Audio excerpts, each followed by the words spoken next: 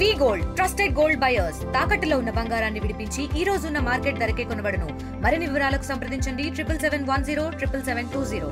EPF పెన్షన్దారులకు కనీసం 9,000 రూపాయలు అయితే ప్రతి నెల ఇవ్వాలని అయితే డిమాండ్ చేస్తున్న పరిస్థితులు కనిపిస్తున్నాయి. ఇదే క్రమంలో మనతో పాటు ఉన్నారు, వాళ్ళతో మాట్లాడి మరిన్ని వివరాలు తెలుసుకునే ప్రయత్నం అయితే చేద్దాం. చెప్పండి, ప్రధాన మీ డిమాండ్స్ ఏంటి, కేంద్ర ప్రభుత్వం నుంచి కోరుకున్నది ఏంటి? ఈపీఎఫ్ పెన్షన్దారులు దేశం మొత్తం మీద 78 లక్షల మంది ఉన్నారు. ఈ 78 లక్షల మంది గత 10 ఏళ్ల నుండి ఇచ్చిన పెన్షన్, కనీస పెన్షన్ 1000 రూపాయలు ఇస్తున్నది చాలా అన్యాయం. ఒక కార్మికుడు ఒక పరిశ్రమలో 25 ఏళ్ళు 30 ఏళ్ళు పనిచేస్తే సుమారు 2-3 లక్షల వరకు మా జీతం నుండి యాజమాన్యం వాటా నుంచి వెళ్తుంది. ఆ డబ్బులు ఈరోజు దేశవ్యాప్తంగా ఈపీఎఫ్లో 8 లక్షల కోట్లకు పైగా డబ్బులు ఉన్నాయి. ఆ డబ్బులకి వడ్డీ రూపంలో సంవత్సరానికి 56,000 కోట్లు వస్తుంది. కేవలం 32 లక్షల మంది ఈరోజు ఈపీఎఫ్ పెన్షన్దారులు ఉన్నారు. వాళ్ళకి సంవత్సరం మొత్తం మీద చెల్లించింది కేవలం 15,000 కోట్ల 72 లక్షలు. కేవలం ఇంతే చెల్లేదు, మిగతా వడ్డీ డబ్బులు కూడా మాకు చెల్లించడం ఇది చాలా దుర్మార్గమైంది. దీని మీద గత 10 ఏళ్ళుగా దేశవ్యాప్తంగా కూడా ఆందోళన చేస్తున్నప్పటికి కూడా మోడీ ప్రభుత్వం ఒక పార్లమెంటు కమిటీ వేసింది. ఆ పార్లమెంటు కమిటీ కూడా 3,500 మీరు ఇవ్వాలి, ఇది చాలా అన్యాయమైంది, సామాజిక పెన్షన్ కంటే అతి తక్కువ పెన్షన్ మనం ఇస్తున్నామని చెప్పేసి పార్లమెంటు స్టాండింగ్ కమిటీ చెప్పింది. ఆయన 3,500 అమలు చేస్తామని గత 3 ఏళ్ళ నుంచి చెప్తూనే ఉన్నాడు. ఆ రిపోర్ట్లన్నీ కూడా పిఎం టేబుల్ మీద ఉన్నాయి. ఇంతవరకు ఆయన ఏ సంతకం పెట్టడు, ఆ కనీస పెన్షన్ ప్రకటించట్లేదు.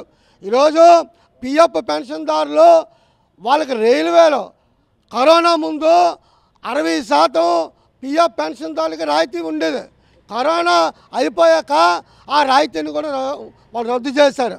అంతకుముందు వైద్యం ఈఎస్ఐలో కానీ ప్రభుత్వంగా ప్రైవేటు వైద్యంలో కానీ వాళ్ళకి ఈఎస్ఐ కార్డు ఉంటే చాలు వైద్యం ఫ్రీగా అయ్యేది, దాన్ని కూడా రద్దు చేశారు.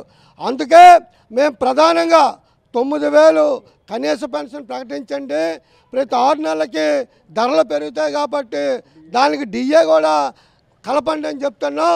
అలాగే ఈరోజు రైల్వేలో 60% గతంలో ఉన్నటువంటి రాయితీ సౌకర్యం ఏదైతే ఉందో ఆ సౌకర్యం కల్పించండి. వృద్ధులు ఈ సమాజం అభివృద్ధి కోసం ఈ వృద్ధులందరూ కార్మికులు భారతదేశ ఆర్థిక రంగంలో వాళ్ళ ఉత్పత్తిలో 25 ఏళ్ళు 30 ఏళ్ళు పనిచేసినటువంటి ఆ వృద్ధులకి ఉచితంగా వైద్యం అందించండి అని చెప్పేసి ఈరోజు మేము చెప్తా ఉన్నాం.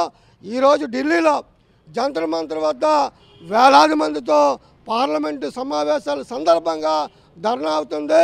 ఆ ధర్నాకు మద్దతుగా దేశవ్యాప్తంగా అన్ని పిఎఫ్ రీజనల్ ఆఫీసుల ముందు ధర్నాలు కూడా చేపడుతున్నాం.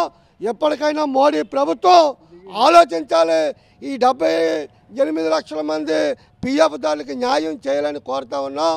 అలాగే రాష్ట్రంలో తెలుగుదేశం ప్రభుత్వం వీళ్ళు ఎన్డీఏకి మద్దతు ఇస్తున్నారు. వీళ్ళ ఎంపీ సీట్ల మీద ఆధారపడి ఉన్నాయి కాబట్టి తెలుగుదేశంలో ఉన్నటువంటి చంద్రబాబు నాయుడు కానీ అలాగే బీజేపీకి మద్దతు ఇస్తున్న పవన్ కళ్యాణ్ కానీ ఈ రాష్ట్రంలో సుమారు 35,000 మంది పెన్షన్దారులు ఉన్నారు. మీరు పార్లమెంట్లో ఈ విషయం మీద చర్చించండి, మోడీ ప్రభుత్వాన్ని అడగండి, అడిగితే వీళ్ళందరికీ న్యాయం చేయండి, లేకపోతే మీరు ద్రోహం చేసిన వాళ్ళు అవుతారని చెప్పేసి ఈ సందర్భంగా తెలియజేస్తున్నాం. ఓకే, మీరు చెప్పండి ఏంటి మీ ఆవేదన ఏంటి, మీ డిమాండ్స్ ఏంటి, ప్రధానంగా కేంద్ర ప్రభుత్వం మీకు కోరుకున్నది ఏంటి?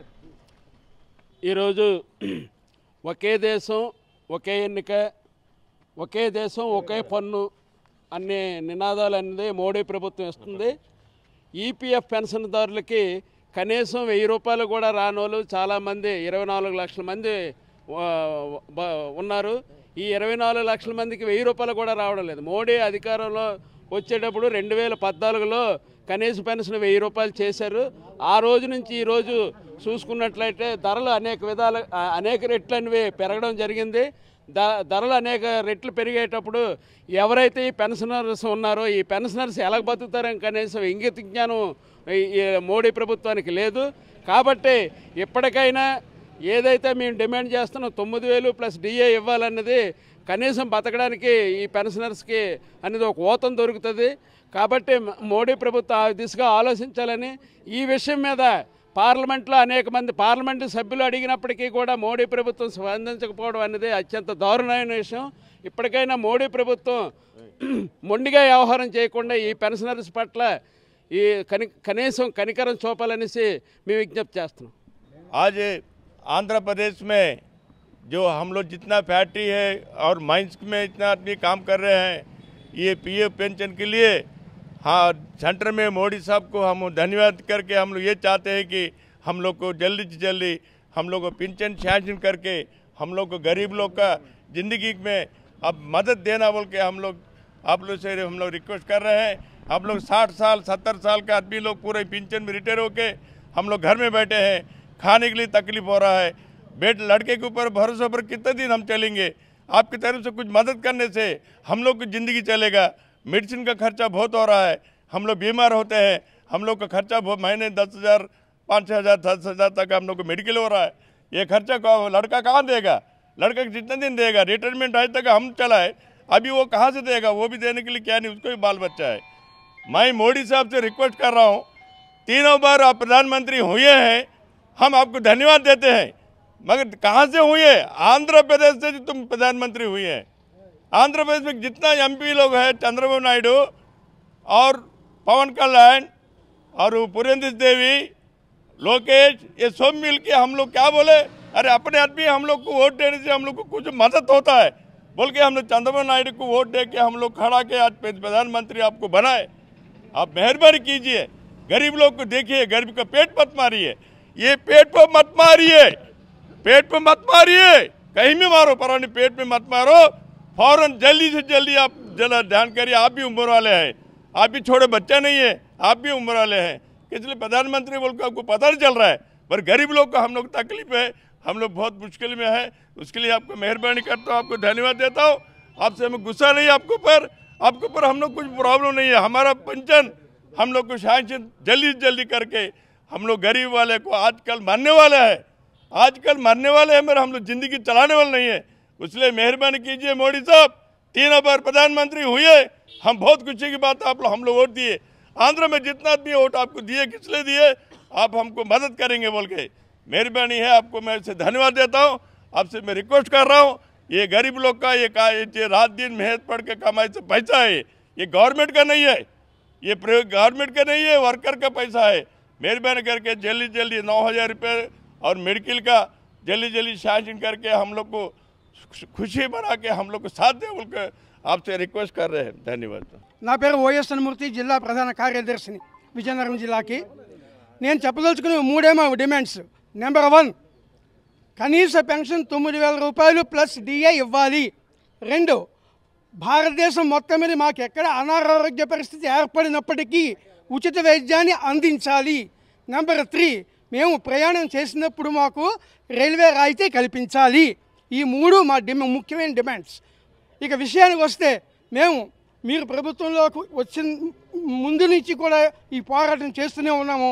ఇప్పుడు నేటికి పక్కా 11 సంవత్సరాలు దాటి ఈ 12వ సంవత్సరంలో అడుగుడుతున్న శుభ సందర్భంలో కూడా ఇంకా మేము పట్టు విడకుండా పోరాడుతూనే ఉన్నాం. మా ఈ పోరాటంలో మేము బెనిఫిట్ పొందనప్పటికీ మా నెక్స్ట్ జనరేషన్స్ వాళ్ళైనా బెనిఫిట్ పొందాలనే ఉద్దేశంతో మేము ఈ పోరాటం చేస్తున్నాం. అది మాత్రం మీరు ముఖ్యంగా గుర్తుంచుకోండి. నెంబర్ 1. నెంబర్ 2, ఏ ఒక వ్యక్తి అయినా ఈ సంఘములో మానవుడిగా చక్కగా జీవించాలి అంటే కనీసం 7 బేసిక్ నీడ్స్ ఉండాలి. First 3 primary basic needs, food, cloth, shelter, and the secondary basic needs are sanitation, education, medical and transportation. అంటే 7 కూడా ప్రతి ఒక్క వ్యక్తికి ఉంటే ఆయన సంఘంలో ఒక గౌరవమైన వ్యక్తిగా ఆయన వచ్చి జీవనం సాగించగలడు. ఇప్పుడు మా వరకు వస్తే మా పిల్లలందరూ కూడా పక్షులు రెక్కలు వచ్చి ఎగిరిపోయారు. మేము జంట పక్షులు మేము మిగిలాం. మాకు వచ్చింది, మేము 34 సంవత్సరాలు ఒక్కొక్కరం 35, 40 ఏళ్ళు కూడా పనిచేసాం. మా తాలూకా శక్తిని వచ్చి దేశ సౌభాగ్యానికి ఎంతో వెచ్చించాం. ఈరోజు పక్షుల్లో మిగిలిపోయి దీనావస్థలో ఉన్నాం. అటువంటి మాకు మీరు సపోర్ట్ చేయాలి. ఏమీ అవసరం లేదు. First basic need food. మీరు ఇచ్చిన డబ్బులు సమంగా ఒక పూట తినడానికి కూడా చాలటండి మాకు.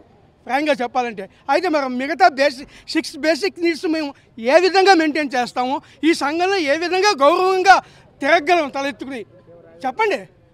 మేము ఒక మంచి కుటుంబాల్లో వచ్చిన వాళ్ళం మేమంతా కూడాను. ఈ రోజు మేమేమొచ్చి హీనంగా బ్రతుకు వెలదీస్తున్నాం. ప్రతి ఒక్కరికి బీపీ ఫ్యాక్టరీస్ ఉన్నాయి, షుగర్ ఫ్యాక్టరీస్ ఉన్నాయి, అందరూ ఫ్యాక్టరీస్ ఉన్నాయి మాకు. ఇవన్నీ మెడికల్ ఎయిడ్కి కూడా మాకు డబ్బులు చాలటం లేదు, ఫుడ్కి చాలటం లేదు, క్లోత్కి చాలటం లేదు, ట్రాన్స్పోర్టేషన్కి అసలు లేదు. మీరున్న ఐటీ కాస్త తీసేసారు దేవుడి దేవల్ల కరోనా తర్వాత. ఇంకా శానిటేషన్ లేదు, తర్వాత ట్రాన్స్పోర్టేషన్ అసలే లేదు. అంటే 7 బేసిక్ నీళ్ళలో కనీసం ఒక్క బేసిక్ నీళ్ళు కూడా ఫుల్ఫిల్గా అంటే 100% మేము మెయింటైన్ చేయాలంటే మీరు ఇచ్చినటువంటి ఇప్పుడు ప్రస్తుతం మీరు ఇస్తున్నటువంటి పెన్షన్ కూడా ఏ మూలకి చాలటం లేదు. కాబట్టి వీళ్ళందరికీ కూడా మీరందరూ న్యాయం చేకూర్చి మా అందరినీ చక్కగా ఒక మంచి జీవనం గడిపేటట్టుగా మమ్మల్ని మీరు ఆశీర్వదిస్తారనేసి మేము భావిస్తూ ఇంతటితో నా ఈ ఆవేదనని ముగిస్తున్నాను. జై భారత్. చూసాం కదా, ఒకటే ఆవేదన చెందుతున్న పరిస్థితి కనిపిస్తుంది. ప్రధానంగా చూసుకుంటే దేశవ్యాప్తంగా 78 లక్షల పైన అయితే మాత్రం ఈపీఎఫ్ పెన్షన్దారులు అయితే ఉన్నారు. ప్రజెంట్ చూసుకుంటే అరాకొర అయితే మాత్రం పెన్షన్ అయితే ఇస్తున్నారు. కనీసం అయితే 9,000 రూపాయలు పెన్షన్ ఇస్తే తప్పకనే మా పూట అయితే గడవడం కష్టంగా ఉందని మరొక ఆవేదన చెందుతున్న పరిస్థితి కనిపిస్తుంది. మేమైతే సుమారుగా చూసుకుంటే ఒక్కొక్కరు 30 నుంచి 40 ఏళ్ళ పాటు దేశానికైతే మేము సేవలు అందించాము. అలాంటిది మమ్మల్ని ఈరోజు పూర్తిగా గాలికి వదిలేసినటువంటి కేంద్ర ప్రభుత్వం పైన అయితే మాత్రం ఈరోజు కేంద్ర ప్రభుత్వం చొరవ తీసుకుని అయితే మాత్రం మాకైతే ఈ పెన్షన్ 9,000 రూపాయలు కనీస పెన్షన్ అయితే మాత్రం చేయాలని ఒకవైపు అయితే ఆవేదన చెందుతున్న పరిస్థితి అయితే మాకు కనిపిస్తున్నాయి. ఎలా అయినా సరే ప్రజెంట్ జరుగుతున్నటువంటి పార్లమెంట్ సమావేశాల్లో ఖచ్చితంగా ఈ బిల్లు కూడా ప్రవేశపెట్టే విధంగా అయితే మాత్రం చర్యలు తీసుకోవాలని కూడా మరొక మోడీ ప్రభుత్వాన్ని అయితే కోరుకుంటున్న పరిస్థితులు మాకు కనిపిస్తున్నాయి. కెమెరా పర్సన్ నాయుడుతో రాజేష్, RTV విజయనగరం నుంచి. మరిన్ని వీడియోస్ కోసం ఛానల్ ని సబ్స్క్రైబ్ చేయండి. లేటెస్ట్ అప్డేట్స్ కోసం వాట్సాప్ ఛానల్ ని ఫాలో అవ్వండి. ఆ లింక్ డిస్క్రిప్షన్ లో ఉంది.